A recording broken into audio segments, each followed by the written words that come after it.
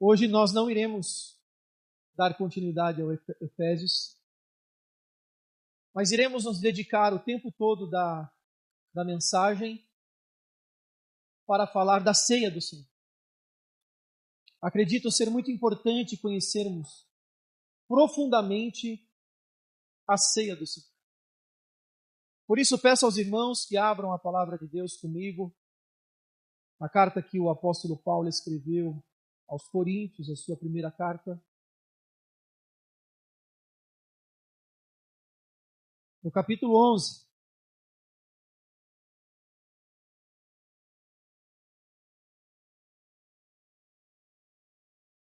Usaremos a partir do verso 23 até o 29. Um texto extremamente conhecido, normalmente utilizado no momento da ceia. O tema de hoje é ceia. Falaremos dela do início ao fim.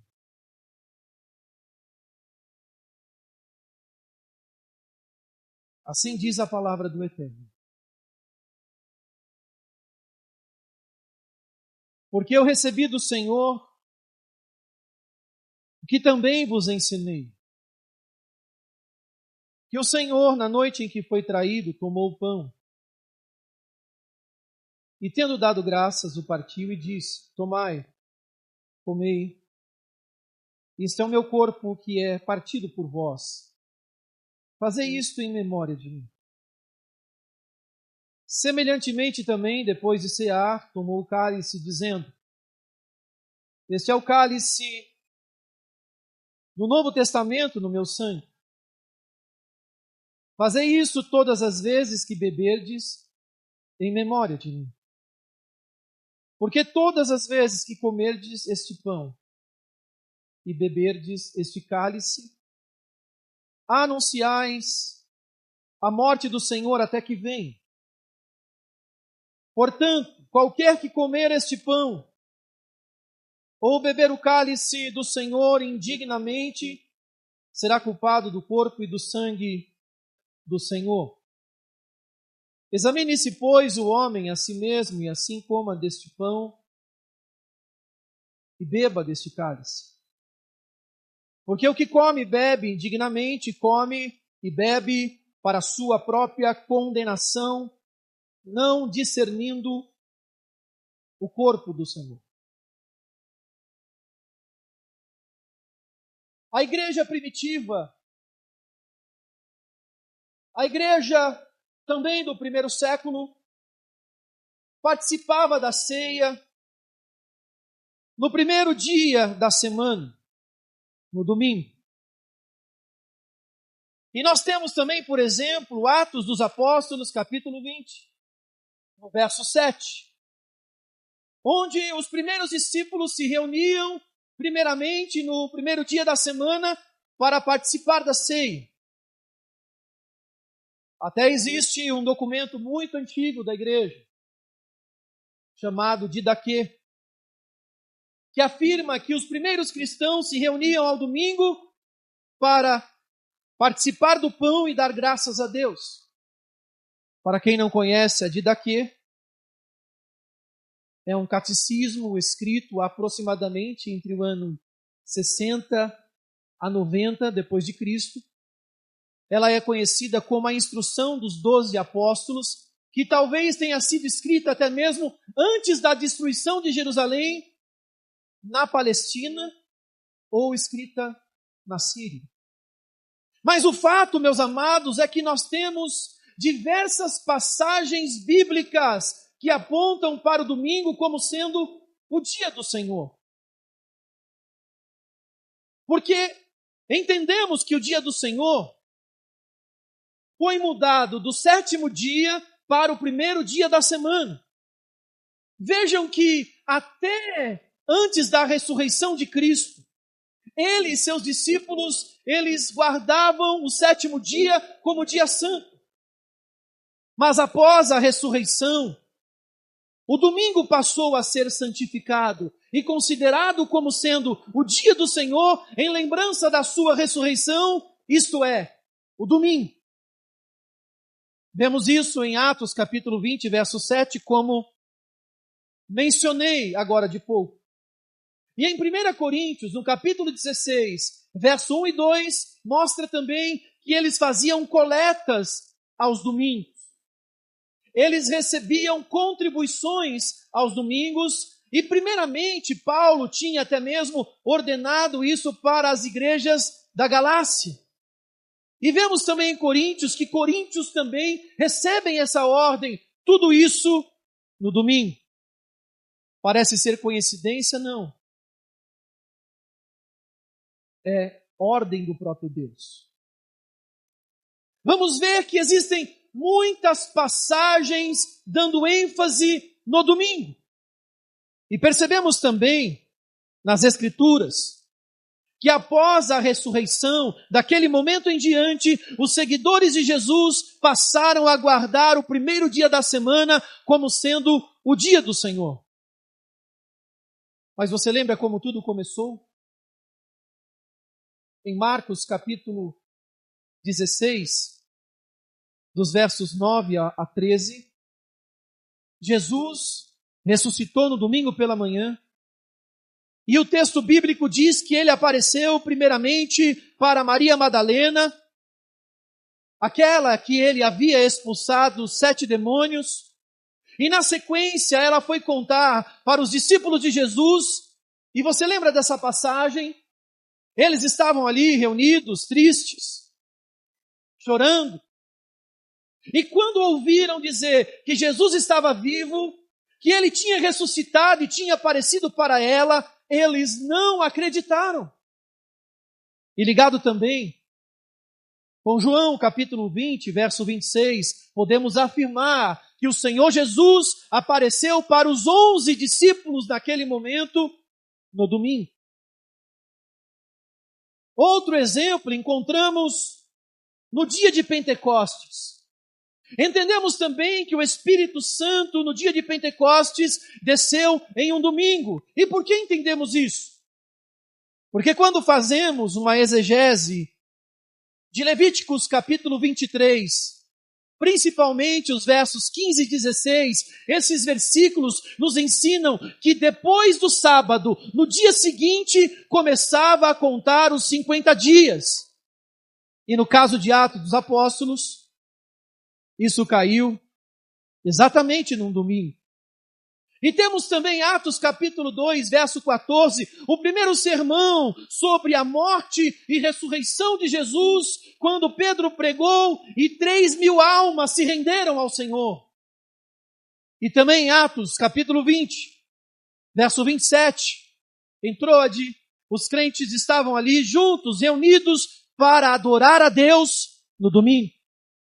E por incrível que pareça, em Apocalipse capítulo 1, verso 10, Jesus apareceu para João na ilha de Pátimos no dia do Senhor, no domingo. Tudo isso aconteceu no domingo. Temos também a confirmação de João 21, verso 1, como já observamos, Jesus ressuscitou no domingo. E embora, senhoras e senhores, a ceia ministrada pelo Senhor Jesus provavelmente tenha acontecido, quem sabe, numa quinta-feira, nas vésperas da sua morte, mas os apóstolos passaram a praticar a ceia do Senhor aos domingos. Os textos bíblicos nos levam a entender isso. Entendemos que os apóstolos e também Paulo, o apóstolo dos gentios, receberam estas ordens, estas orientações do próprio Cristo depois que Cristo ascendeu aos céus.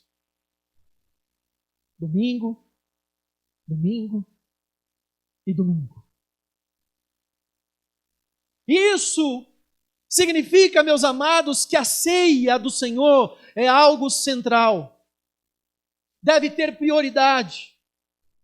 O domingo também deve ser separado ao Senhor e nós temos que ter esse costume. Significa que a ceia, ela deve ter prioridade na vida do cristão verdadeiro. E nós vamos ver que a ceia do Senhor é uma fonte abençoadora da parte de Deus. Eu vou repetir, a ceia do Senhor é uma fonte abençoadora da parte de Deus. Os nossos corações devem estar desejosos por esse momento. Os nossos corações devem ansiar por esse dia. Nós devemos contar os dias. Deve haver em nós desejo, deve haver em nós anseio, deve haver em nós expectativa. E se há expectativa, também há preparação. E se há preparação, também há esperança, porque esta é a esperança da nossa fé. Devemos marcar esse dia no nosso calendário como sendo um dos dias mais importantes, pois o seu significado é o ponto central de toda a Escritura, é o ponto central do Evangelho de Jesus Cristo. E os puritanos, consequentemente também, os primeiros batistas, para quem não conhece a nossa história, os primeiros batistas, eles são praticamente filhos dos puritanos, que participaram daqueles movimentos separatistas da Inglaterra, que eles não se conformaram, que a igreja da Inglaterra ainda tinha traços de catolicismo romano. Então os primeiros batistas, eles começam a surgir dentro desse contexto, como filhos dos puritanos.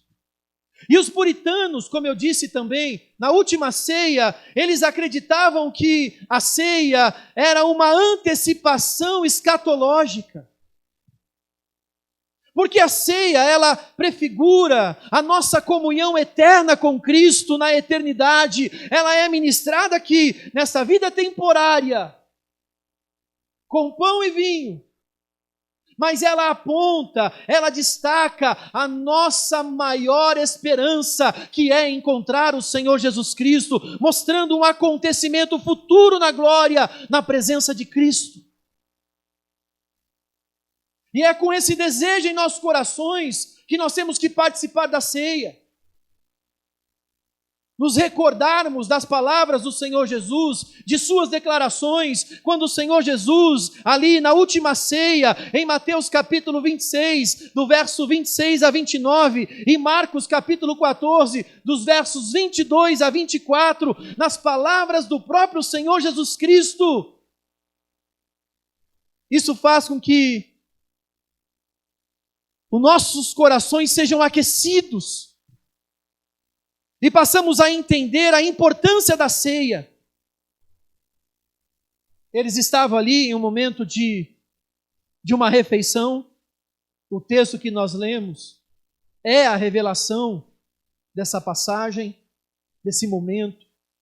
Jesus tomou o pão, abençoou e partiu e deu aos seus discípulos e disse: tomai, comei.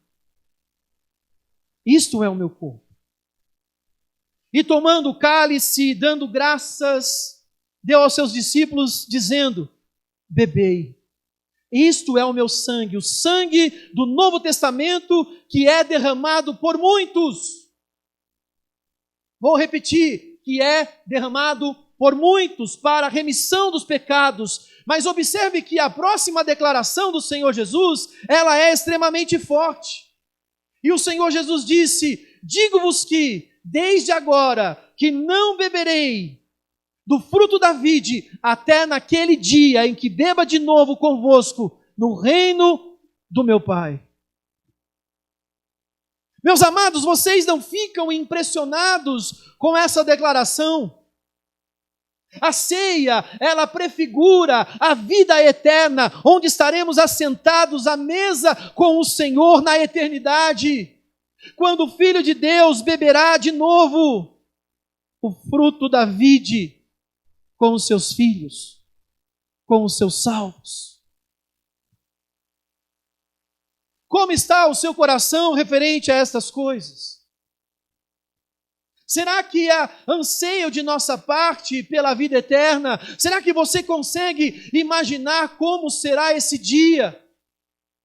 A ceia, ela aponta para a glorificação quando estaremos diante do Cristo. Por isso que os puritanos deram o título da ceia de antecipação escatológica, porque aponta para a nossa esperança maior. Aliás, a ceia do Senhor também, ela descreve muitas coisas importantes.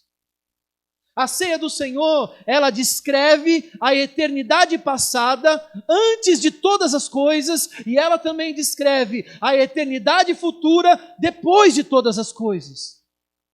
O que nós chamamos de acordo eterno, ou acordo da Santíssima Trindade, antes da fundação do mundo, entre Pai, Filho e Espírito Santo, e que chamamos também de pacto da redenção. Mas dentro do tempo e do espaço, e da matéria, podemos dizer, ela descreve também passado, presente e futuro, mostrando que sempre todas as coisas, do início ao fim, todas as coisas sempre apontavam para Cristo. Isto é, tudo sempre foi sobre Cristo. Tudo é sobre Ele.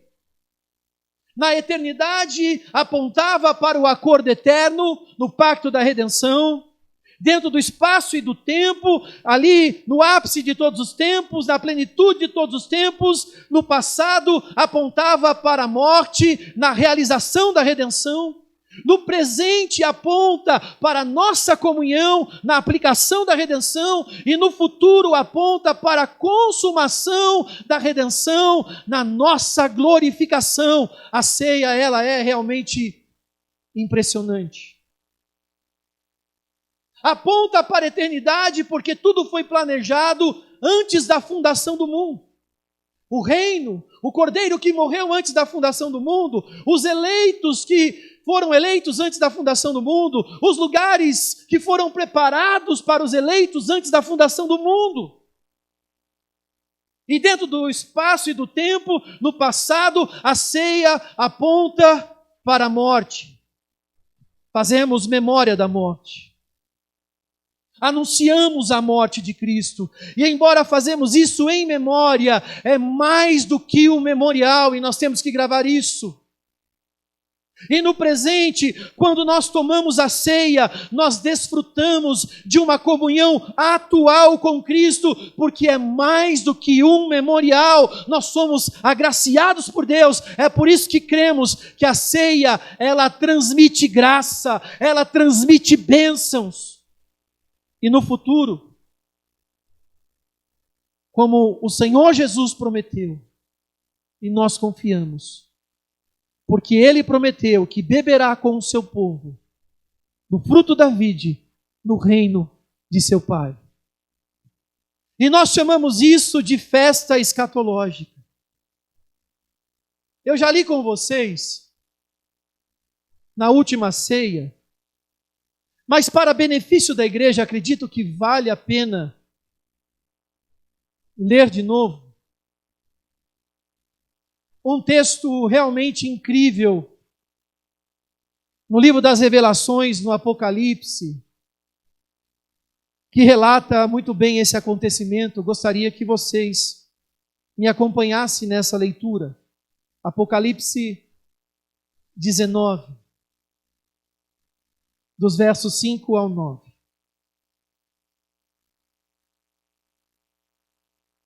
Pedi até para os irmãos lerem em casa, naquela oportunidade. Será que muitos leram? Será que até que muitos leram ou relembram que esse texto foi lido na última ceia? Acredito que muitos nem vão recordar dessa leitura. Mas o texto diz assim, a partir do verso 5. Saiu uma voz do trono, exclamando: dai louvores ao nosso Deus, todos os seus servos que o temeis, os pequenos e os grandes. Então ouvi como uma voz de uma numerosa multidão, como de muitas águas e como de fortes trovões, dizendo: aleluia, pois reina o Senhor nosso Deus, o Todo-Poderoso. Alegremo-nos, exultemos e demos-lhes a glória, porque são chegadas as bodas do Cordeiro, cuja a esposa a si mesmo já se ataviou, pois lhe foi dado vestir-se de linho finíssimo, resplandecente e puro, porque o linho finíssimo são os atos de justiça dos santos. Então me falou o anjo: escreve, bem-aventurados aqueles que são chamados à ceia das bodas do Cordeiro. E acrescentou: são estas as verdadeiras palavras de Deus. Isso não mexe com você?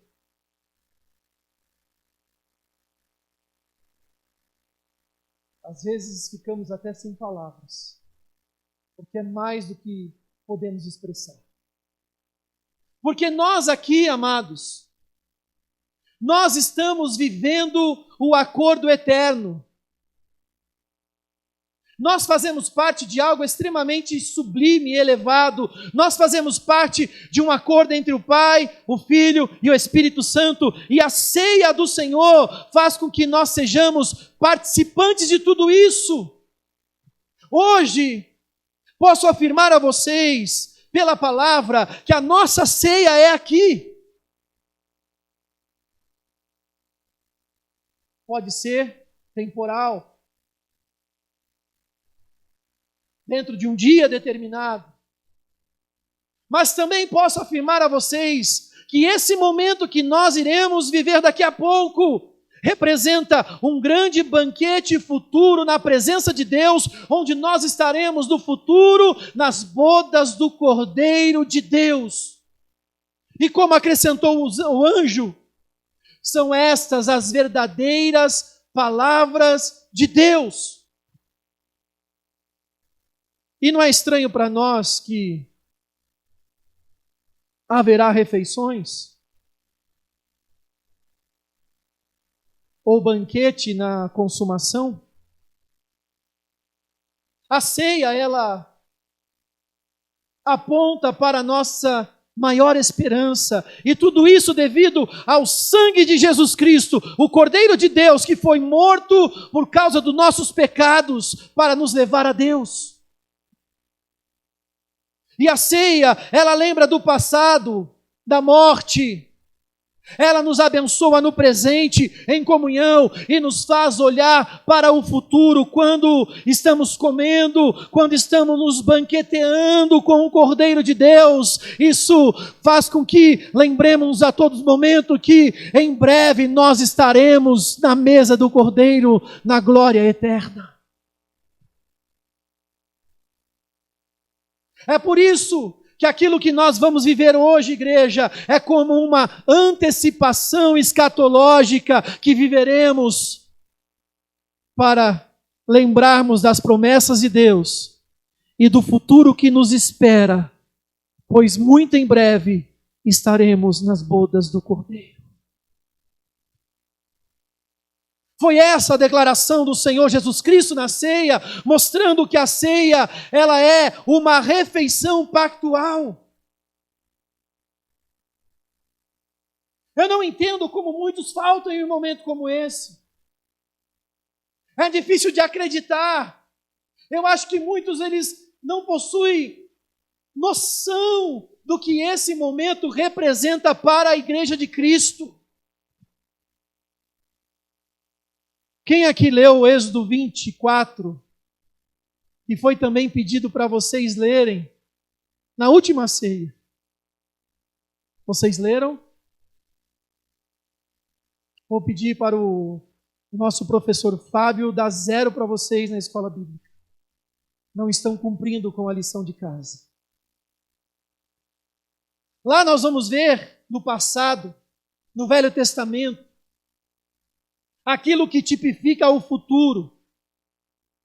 Pois em Êxodo 24, ali também, há uma refeição pactual, onde Deus faz uma aliança com o povo de Israel, e eu citei isso na última ceia, mas acredito que é importante relembrarmos esse momento, pois na verdade, como disse, acredito que muitos irmãos nem lembram que isso foi lido na ceia passada.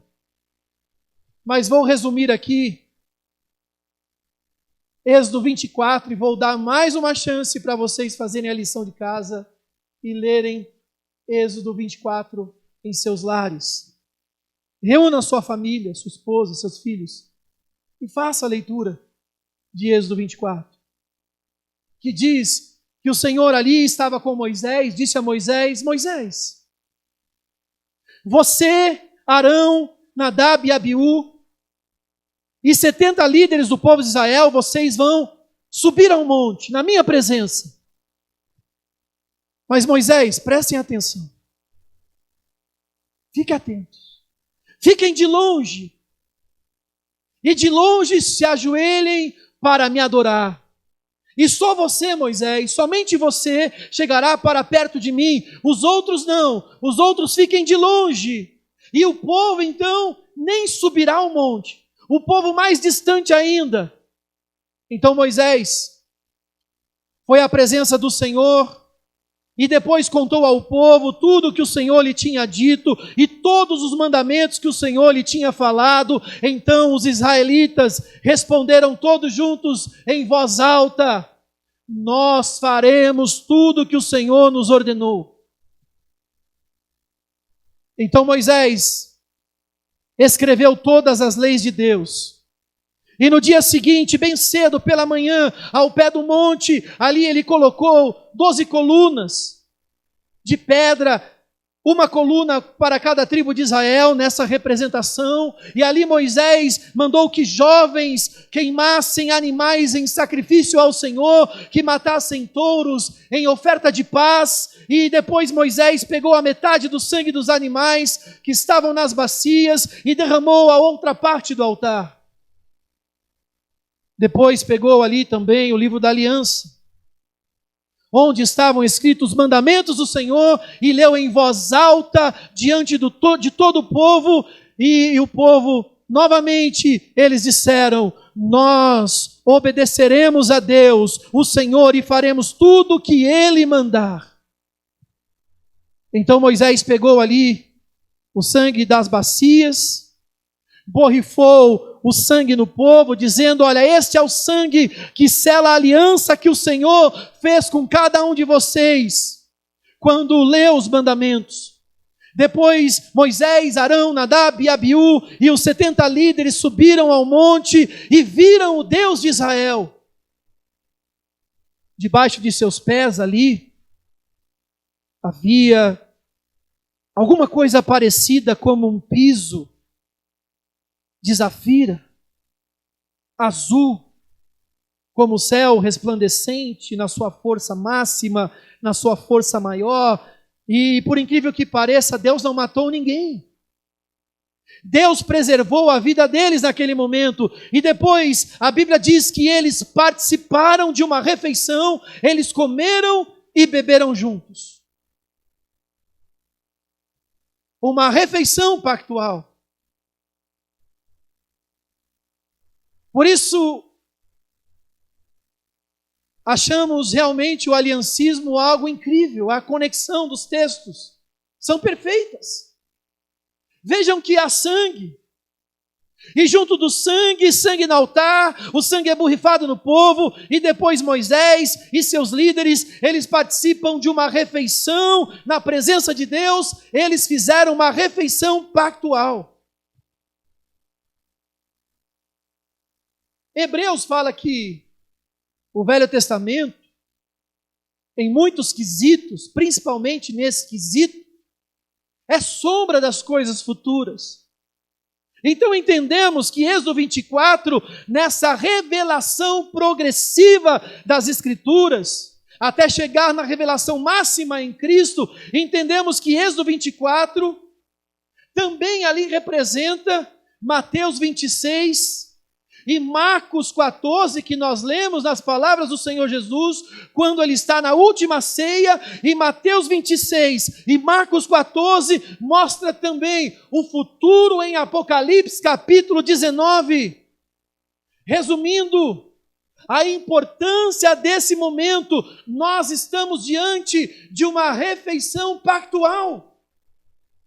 Não pode ser tratada de qualquer maneira. A nova aliança no sangue do Cordeiro é a aliança superior, é a aliança maior, é a aliança incondicional em Cristo. Por isso, meus amados, o sangue da nova aliança é superior a qualquer aliança, e ela também indica a nossa participação no pacto de Deus. Quando participamos da ceia, estamos participando desse pacto, estamos participando da ceia, é como se fosse uma renovação pactual, não que isso significa a nossa entrada na aliança, porque nós já estamos na aliança por intermédio de Cristo, mas esse momento nos faz lembrar o compromisso que nós temos com a aliança, porque nós temos um compromisso com essa aliança, nós temos um compromisso com o pacto de Jesus Cristo, o nosso cabeça federal, o nosso representante. Isso reforça, esse momento reforça que nós temos um vínculo com Jesus Cristo. Nós estamos com Cristo. E quando nós participamos da ceia do Senhor, no domingo, nós estamos reafirmando o nosso compromisso, a nossa fidelidade a Deus, a nossa lealdade ao Senhor Jesus Cristo. Nós pertencemos ao Senhor Jesus Cristo. Nós fomos lavados e remidos no sangue do Cordeiro. Por isso, meus amados, entenda a importância da ceia do Senhor. Ela é uma refeição pactual, e isso significa que nós estamos diante de Deus essa noite, diante dessa refeição, nós estamos diante de Deus. E nós estamos diante da presença também dos nossos irmãos, e como diz 1 João capítulo 1, verso 7, e se nós andarmos na luz como na luz Jesus está, teremos comunhão uns com os outros, e o sangue de Jesus Cristo, seu Filho, nos purificará de todo pecado. A nossa comunhão é com Ele. É como nós aprendemos na escola bíblica. É a comunhão nas dimensões verticais e horizontais. Você entende o que representa esse momento? Ou tudo isso é muito novo para você? Porque o próprio Senhor Jesus Cristo, Ele está em nosso meio. Sua presença espiritual é real. Os teólogos às vezes podem divergir de alguns assuntos a despeito da ceia, o que seria discernir o corpo de Cristo. Mas nós temos que entender que há menção de um corpo e de duas fases. Porque o pão representa o corpo de Cristo, literalmente, que foi moído por causa dos nossos pecados. Mas nós temos que entender que depois da morte e ressurreição, a igreja surge como sendo o corpo místico de Jesus Cristo, e que nós precisamos ter comunhão uns com os outros, por causa do corpo que foi moído, por causa do corpo místico de Cristo, a igreja. Por isso que a ceia, ela é um meio de graça, ela é mais do que um memorial. Por isso eu vou repetir novamente, igreja do Senhor Jesus Cristo, a ceia do Senhor é um meio de graça, é mais do que um memorial.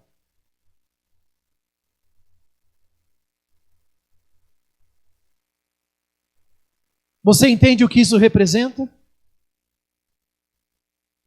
Quando eu falo a vocês que a ceia é um meio de graça, você sabe o que é um meio de graça?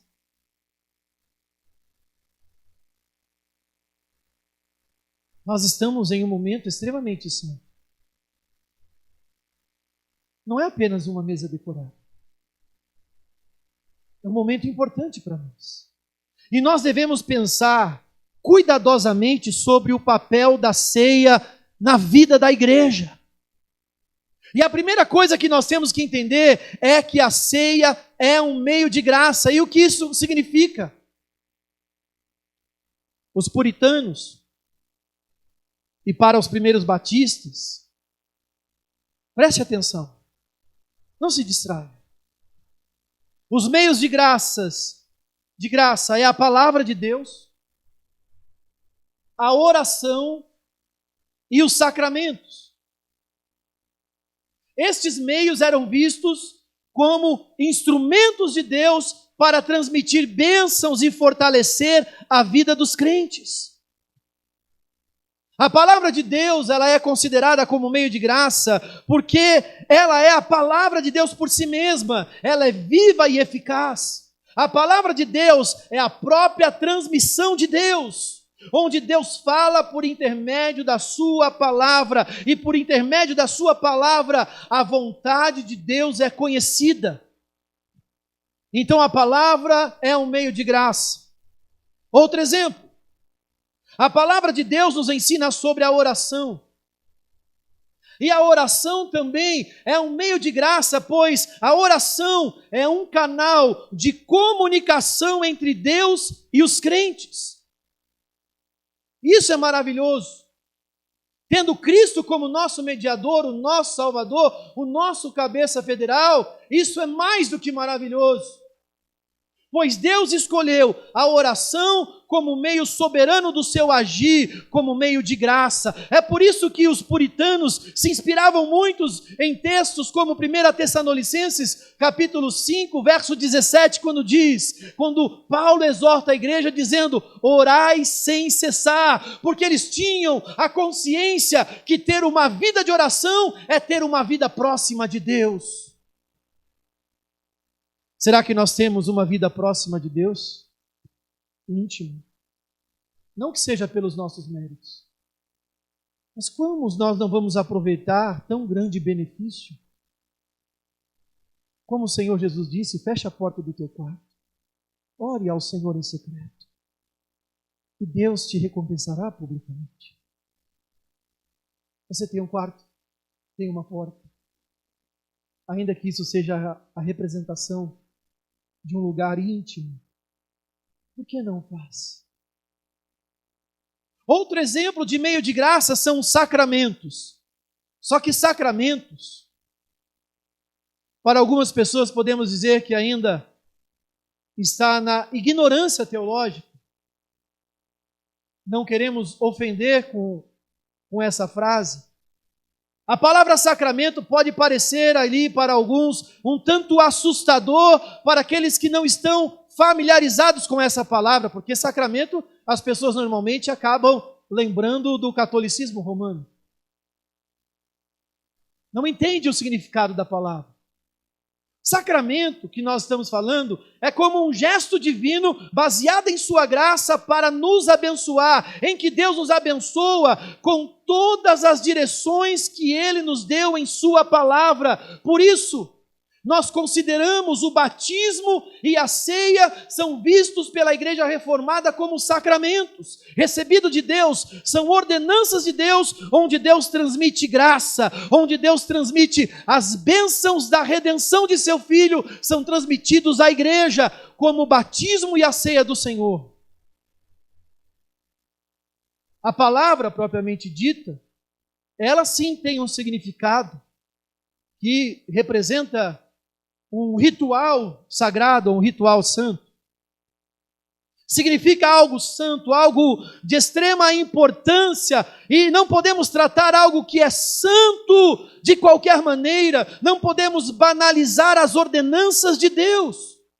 O Senhor Jesus nos deixou ordens, e dentro dessas ordens existem direções, existem instruções que nós devemos seguir. Por isso, amar a palavra de Deus se faz necessário.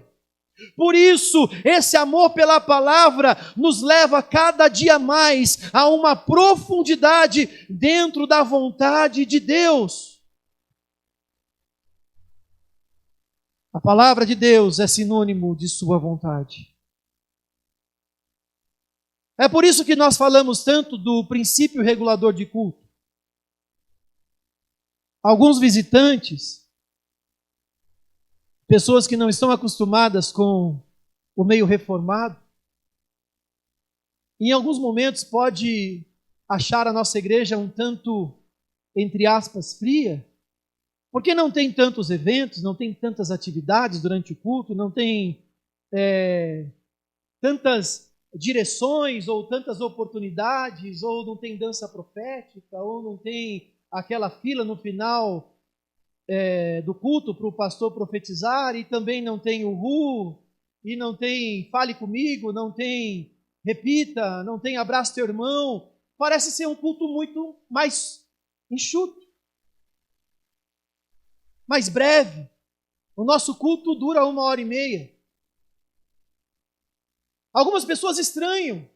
As pessoas vêm, às vezes, do neopentecostalismo para nos visitar e sofrem um impacto. Gostam da palavra, da mensagem. Mas a forma com que nós cultuamos a Deus, às vezes, assusta um pouco. É porque nós seguimos o princípio regulador de culto. E o princípio regulador de culto precisa também, principalmente, fazer parte dos sacramentos. Lembra como é a regra do princípio regulador de culto? Se nós temos uma ordem na Bíblia e um exemplo, nós fazemos. Onde a Bíblia se cala, nós não fazemos. A pergunta não é onde a Bíblia proíbe.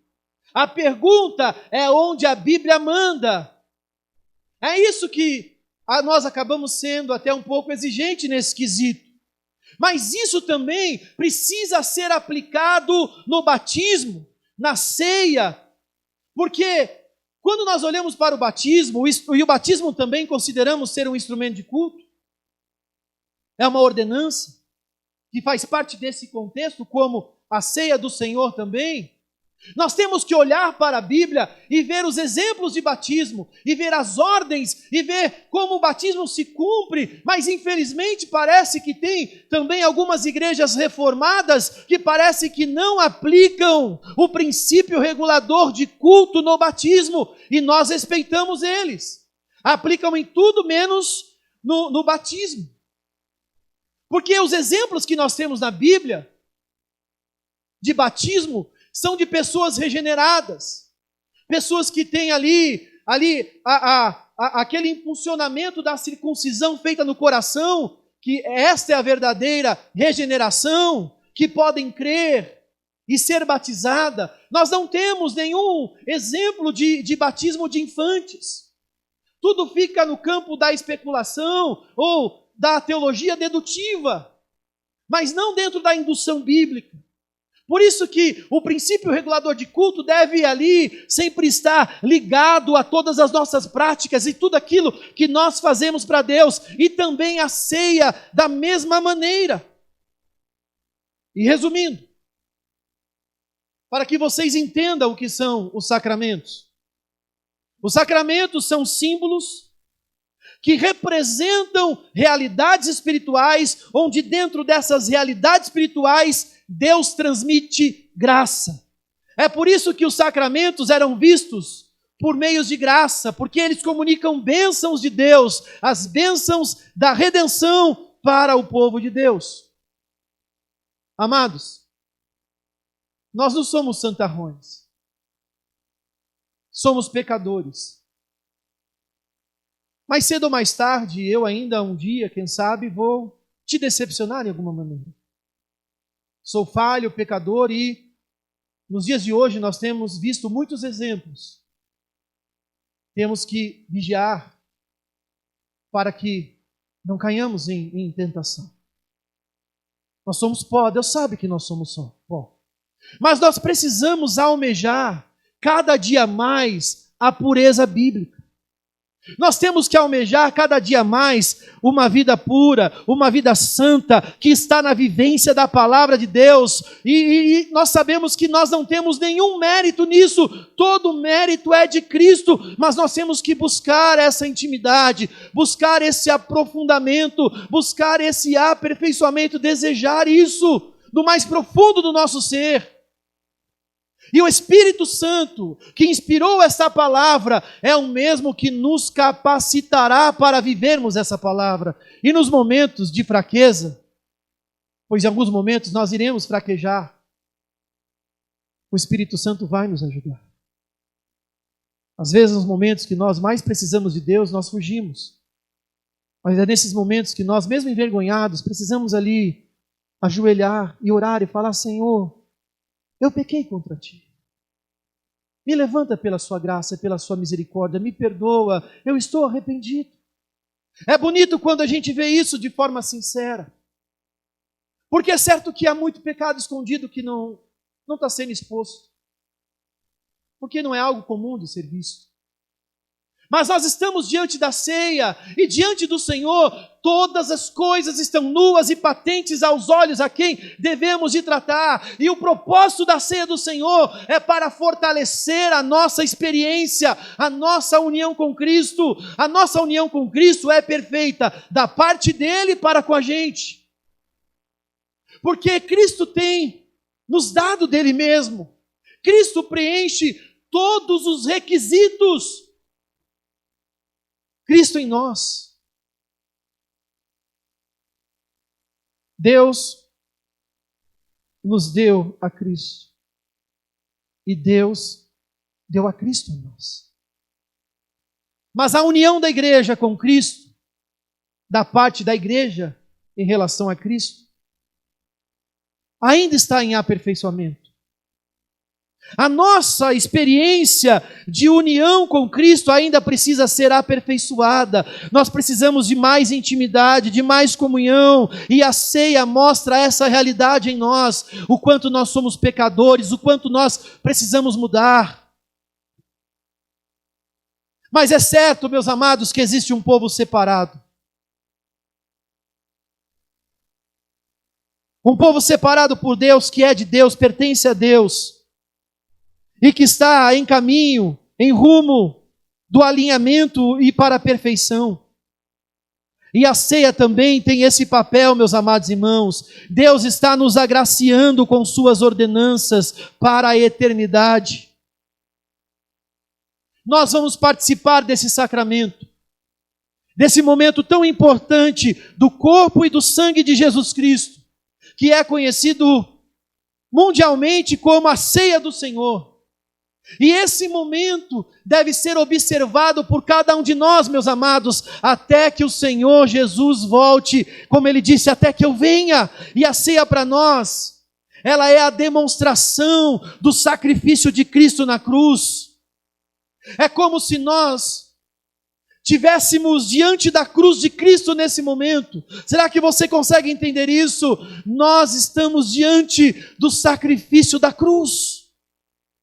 Nós estamos diante da morte do Cordeiro, do Filho de Deus. Nós estamos nessa noite estamos fazendo o anúncio da sua morte. E essa morte que é lembrada, ela é poderosa. Nós fazemos em memória, mas é mais do que um memorial. Porque a ceia, ela transmite graça, mas ela também transmite juízo. A ceia, nós estamos diante dela, é um ato extremamente importante, é um acontecimento que tem elevação máxima, é a centralidade máxima que chega a dividir o tempo, e antes e depois de Cristo, ela é representada aqui pela plenitude dos tempos, onde tudo aconteceu na plenitude dos tempos, é representado pela ceia do Senhor. Os benefícios da graça estão representados aqui. A ceia mostra que nós somos selados. A ceia mostra que nós somos mantidos. A ceia mostra que somos sustentados pelos nutrientes espirituais da palavra de Deus, o pão da vida que é Cristo. Você lembra quando o Senhor Jesus disse para o diabo: nem só de pão viverá o homem, mas de toda a palavra que procede da boca de Deus. Você lembra quando o Senhor Jesus disse: eu sou o pão vivo que desceu do céu. Quem comer desse pão não morrerá, mas viverá eternamente.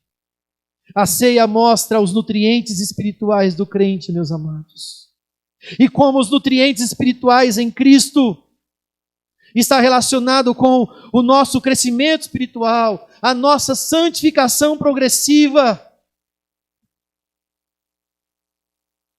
É por isso que Paulo relata nos últimos versículos do que nós lemos, chegamos a não ler. É por isso há tantos enfermos e doentes em nosso meio. porque não conhece essas realidades. Mas a ceia mostra, meus amados, o quanto nós estamos envolvidos. Às vezes a gente pensa que Deus ele foi embora, que Deus está longe de nós, que Deus habita nas maiores alturas e que está distante. Não, Deus não pode estar mais perto de nós do que Ele já está hoje. Ele mora dentro de nós, Ele habita dentro de nós, e maior é o que está em nós do que aquele que está no mundo. O grande poder de Deus em vasos de barro, e um momento tão importante como esse, de comunhão, e que muitos não dão valor, nós precisamos ter um pouquinho de noção, o quanto nós estamos envolvidos no pacto da redenção, o nosso compromisso, a nossa dedicação, a nossa vida, o nosso testemunho, a nossa devoção, a nossa entrega, a nossa leitura bíblica, o nosso desejo pelas coisas santas.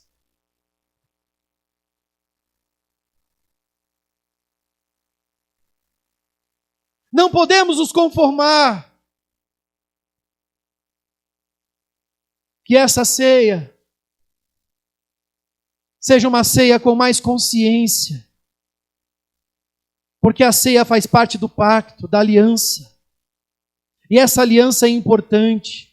E se o pacto é importante, a aliança é importante, a ceia é importante, a ceia é comunhão com Deus, a ceia é comunhão uns com os outros, e eu quero te convidar nessa noite para participar da ceia do Senhor.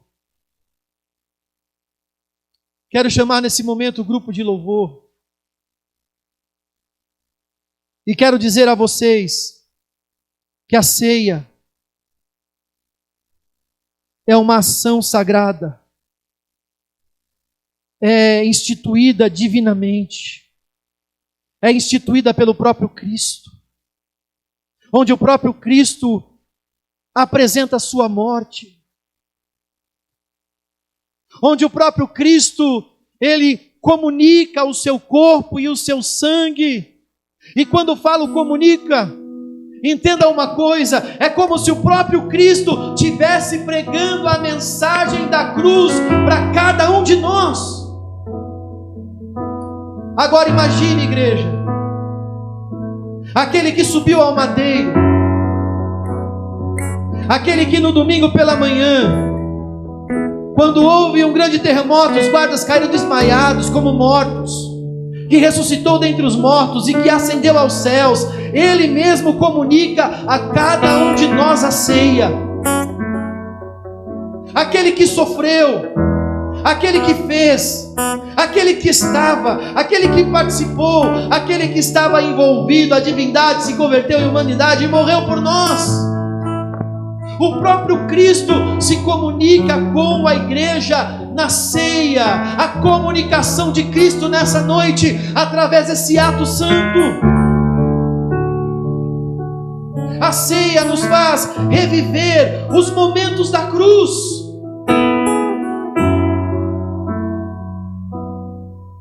Os momentos da cruz. Isso deve despertar em nós compromisso para esse dia, reverência para esse dia, para esse momento, temor em nossos corações, porque é uma ação sagrada, é uma ação de Deus, o qual participamos pela fé. Por isso, para nós é mais do que um memorial. Transmite graça, o qual nós somos participantes. Cristo apresenta a sua própria morte. Assim como Ele fez antes de morrer, Ele apresentou a sua morte para os seus discípulos. Eles estavam reunidos em um momento de refeição. O próprio Cristo apresenta a sua morte a eles. E a ceia também continua a apresentar a sua morte. Ele mesmo, depois da sua morte, Ele apresenta a sua morte a cada um de nós, porque Ele vivo está. Então Ele comunica o seu corpo, então Ele comunica o seu sangue por fé. E há discernimento da igreja. Ainda que o pão e o vinho sejam representados, Não menospreze esse momento. É um privilégio você estar aqui. É uma honra, meu Senhor, estarmos aqui reunidos como igreja. Ainda que o pão e o vinho sejam representativos, nós cremos que esses elementos são abençoados pela palavra de Deus.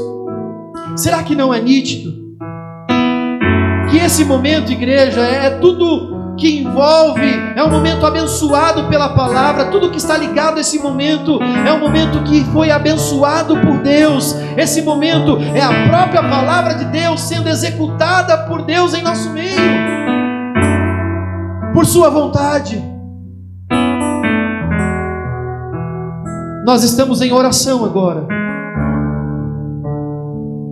Eu sei que em pensamento agora você também está orando, falando com Deus. As nossas orações estão se encontrando por meio de Jesus Cristo no trono da glória de Deus.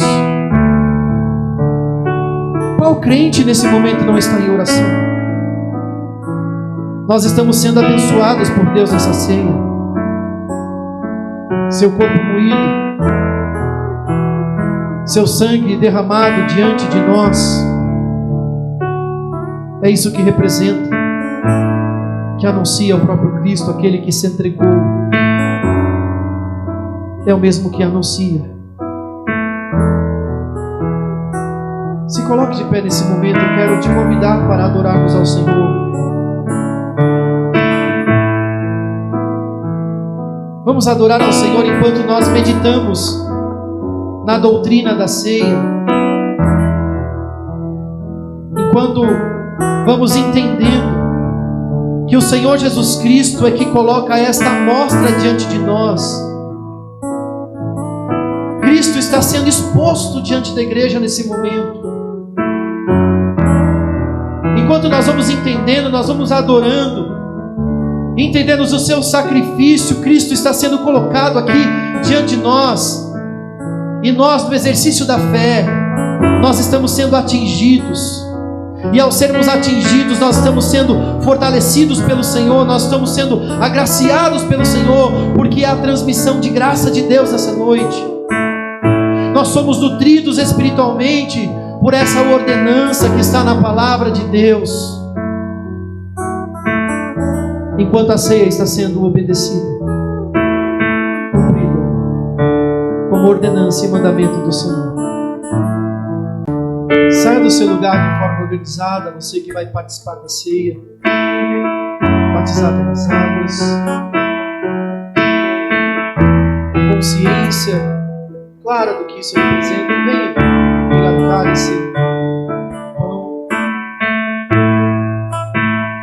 Amados, o pão não deixará de ser pão, o vinho não deixará de ser vinho, mas espiritualmente o corpo e o sangue de Cristo são oferecidos a nós.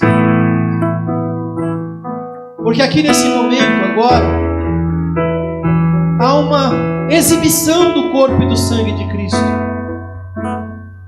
Quando o pão é apresentado como símbolo, quando o vinho é apresentado como símbolo, através desta amostra do símbolo,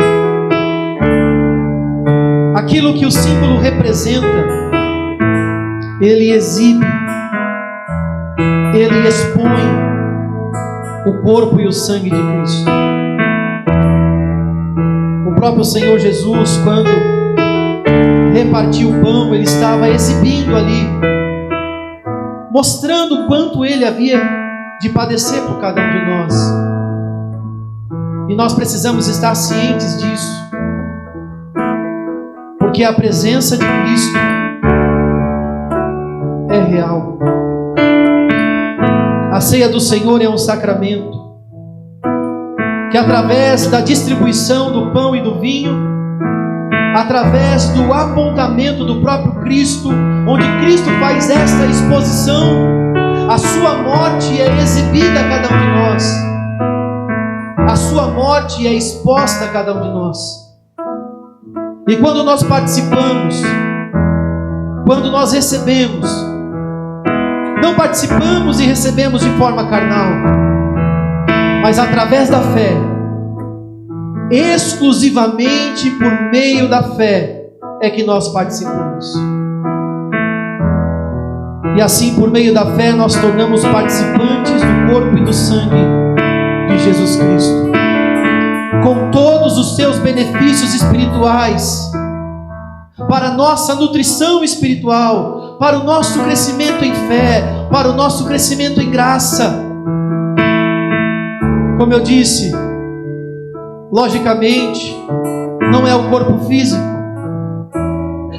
e nem o sangue físico de Cristo que é dirigido a nós na administração da ceia. E nem tampouco esse momento é um mero memorial, como muitos entendem, como nós aprendemos no passado, quando nós não tínhamos ainda um bom conhecimento. Mas nós, batistas reformados, nós recebemos como herança, vinda dos puritanos, e nós entendemos que essa herança reformada, como filhos do puritanismo, acreditamos que é a forma mais bíblica de se entender a ceia, respeitando profundamente quem pensa diferente. Por isso entendemos que nós iremos participar, e a nossa participação também é espiritual nesse momento. Sendo assim, a administração espiritual do corpo e do sangue de Cristo se faz presente. Nós entendemos que nós iremos receber nutrição espiritual da parte de Deus pela fé. Nós consideramos esse momento extremamente importante. Eu sei que eu estou fazendo você ficar um pouco mais de pé, mas nós estamos recebendo um alimento que vem do céu. A nossa pátria é o céu. Nós temos um alimento que vem do céu, e é para lá que nós estamos caminhando. Nós temos um pão vivo que desceu do céu. Nós estamos indo para a terra prometida. Estamos aqui de passagem, igreja. Nós temos um Salvador maravilhoso que nos alimenta. Ele declarou as suas promessas e seu amor. Ele nos protege, Ele nos mantém, Ele nos salva. A sua provisão é infalível. Quero te dizer nessa ceia que você pode descansar no Senhor Jesus Cristo, porque nós temos confiança em cada uma de suas palavras. Deus promove nessa noite a nutrição espiritual da sua igreja, e todos aqueles que estão indo para o reino dos céus, para a terra prometida. Deus nos deu o seu Filho. Tudo que nós precisamos está em Jesus Cristo. É por isso que nós estamos, igreja, participando desse momento do banquete da graça. E assim como o povo de Israel iria perecer se Deus não tivesse enviado o maná, nós também pereceríamos se Deus não estivesse enviado Jesus Cristo como o superior maná. Ele é o pão vivo que desceu do céu. Quem comer desse pão nunca morrerá, mas viverá eternamente.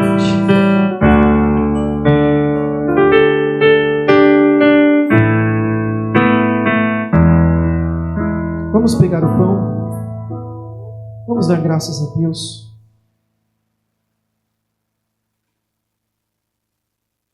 Primeira Coríntios, capítulo 11, verso 23.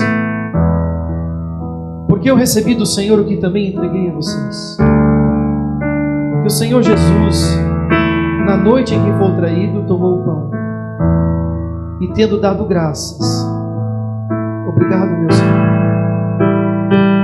partiu e disse: isto é o meu corpo que é dado por vós, fazei isso em memória de mim. Obrigado, Senhor, por esse momento tão precioso em nossas vidas. Participemos do pão. O corpo de nosso Senhor.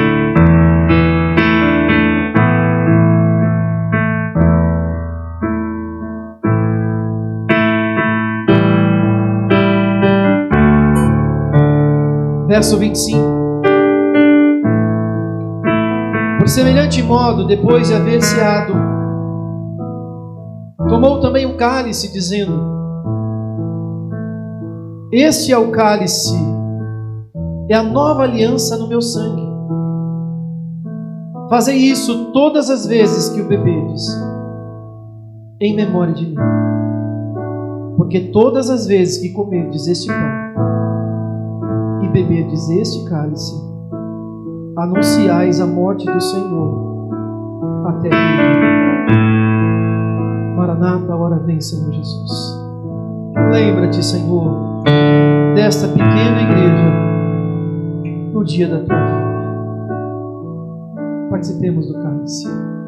Senhor Deus, abra os nossos olhos para que não percamos mais tempo com coisas temporárias. Grava em nossos olhos a eternidade. Nos faça entender, Senhor, verdadeiramente que tudo nesta vida é passageiro e que a ampulheta está no final. Nós estamos em uma contagem regressiva, cada dia mais próximo da nossa morte e do nosso maravilhoso encontro. Por isso, nos dê sabedoria para contarmos os nossos dias de forma sábia, Senhor, alcançar a sabedoria que vem do alto e administrarmos o nosso tempo para a glória do Teu santo nome. Que a graça do Senhor Jesus, o amor de Deus e a comunhão do Espírito Santo esteja sobre todos. Amém.